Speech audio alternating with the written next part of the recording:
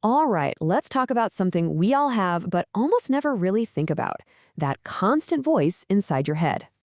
I mean, seriously, have you ever just stopped for a second and actually noticed it?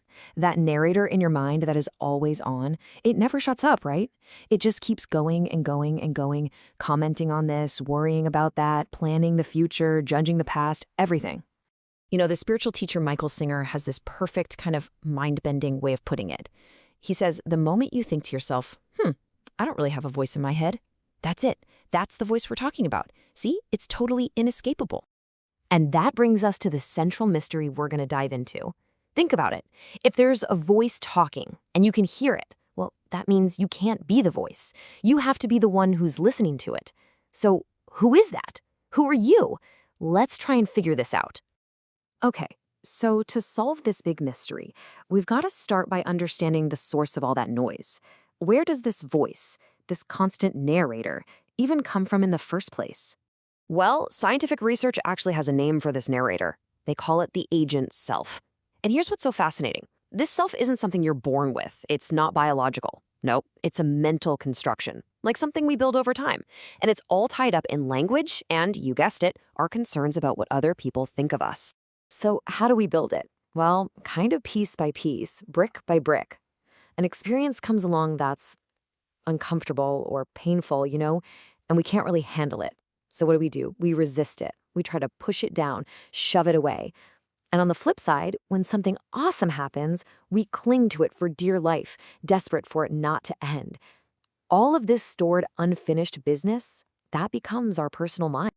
And this process can create something that researchers call a runaway cascade. It's a real doozy.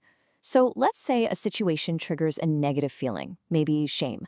Then that voice in your head chimes in and says, oh man, feeling shame makes me look weak. And bam, that thought triggers even more negative feelings. It's this vicious, self-sustaining loop of anxiety and discontent. And it's a cycle that Buddhists have had a name for a very long time. Dukkha, which basically means suffering. Okay, so we've got a handle on the voice now. We've identified it. But that still leaves our big question hanging in the air, doesn't it? If all that constant chatter is the agent self, then who is the one that's noticing it all? And here it is. This is the absolute crucial point, the big reveal. You are not your mind. The mind, that's the voice talking, the endless river of thoughts and emotions. But you, the real you're the one who's listening. You are the pure awareness, the conscious observer watching all of that mental activity. Michael Singer has this great analogy that makes this so much clearer. He says to think of yourself as the end user of a computer. All your thoughts, your emotions, your mind, they're just inputs. They're like the data you get from your senses, from sight and from hearing. It's just information that you receive, but it's not actually you. You're the one sitting at the keyboard experiencing it. And if you want proof, just think about the silence. Anyone who's ever had a moment of deep meditation, or even just, a moment of profound quiet out in nature, this is true. When the thoughts finally stop, you don't just vanish, do you? No, you're still there.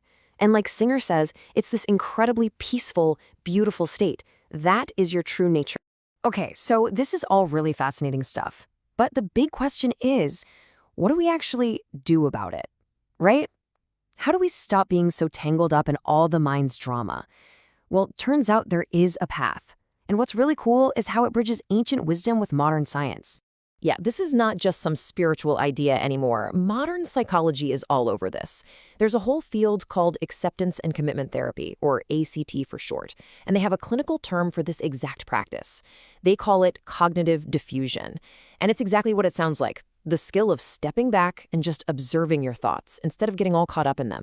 So here's how it works, the core difference. When we're fused with our thoughts, we treat them as if they're literal reality. So a thought like, I am no good, feels like an absolute, undeniable truth.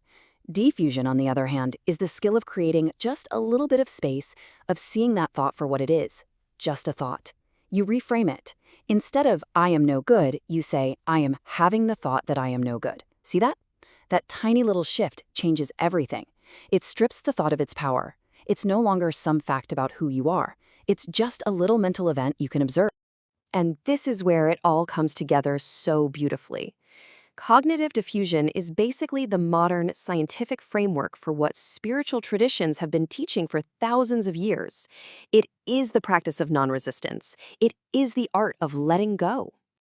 So, what's on the other side of all this? What does life actually feel like when you're not constantly being bossed around by that inner voice? Well, from what we know, the reports are pretty remarkable. And listen, this isn't just people saying they feel good.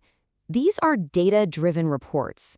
Scientific studies on long-term meditators have documented their experiences, and they consistently report these incredible states. Things like deep, deep peace, actual mental silence, a profound sense of being right here, right now, a feeling of being connected to everything, and this incredible natural joy that just bubbles up for no particular reason. And this, right here, might be the most important takeaway of all. That peace, that joy, it's not something you have to go out and achieve. It's not some prize you win. It is your natural state. It's your baseline. It's what's already there, just waiting underneath all the noise. And it's what's left over when we finally stop being so distracted by that chattering agent self. So, I want to leave you with this final thought. That voice inside your head, the one that can cause so much trouble, at the end of the day, it's just a voice. It has no real power over you at all. The real power lies with the one who's listening. So the only question left to ask is, who decides if you listen?